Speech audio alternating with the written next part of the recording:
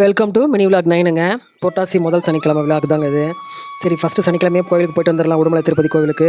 அதுக்கப்புறம்லாம் கூட்டம் வந்துடும் அப்படின்ட்டு ஐடியாங்க. என் ஹஸ்பண்ட் கூட சொன்னார் கூட்டமாக இருக்க போகுது அப்படின்னு. லாஸ்ட் இயர் போயிருந்தோம், 10 மணிக்கு மேலே தான் கூட்டம் வந்தது.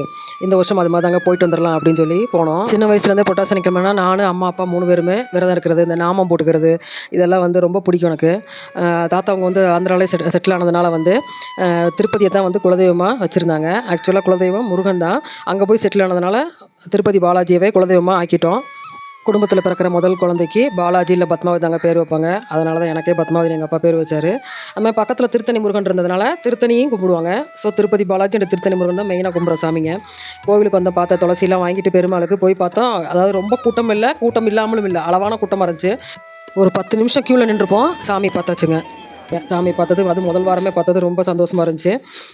பிரசாதம் லட்டு கொடுப்பாங்கன்னு எதிர்பார்த்தோம். ஆனால் வந்து சக்கரை பொங்கல் கிடச்சிது. ஓகே, பெருமாள் எது கொடுத்தாலும் ஓகே தான் அப்படின்ட்டு வாங்கிட்டு வந்தோம்.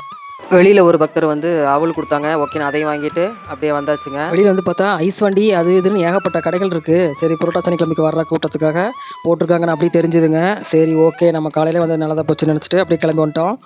வேறு எதுவும் வேண்டுதல் செய்ய முடியாது அப்படிங்கிறனால வீட்டில் வந்து வேறு ஒன்றும் பண்ணலைங்க. சரி, இப்போ வெண்பொங்கலே பண்ணிடலாம் அப்படின்ட்டு காலையில் டிஃபன் மாதிரி பண்ணிவிட்டேன். சாமிக்கு அப்படியே படைச்சிக்கலாம் அப்படின்னு சொல்லிட்டு போன வருஷம் புரட்டாசி என்னால் மறக்கவே முடியாது.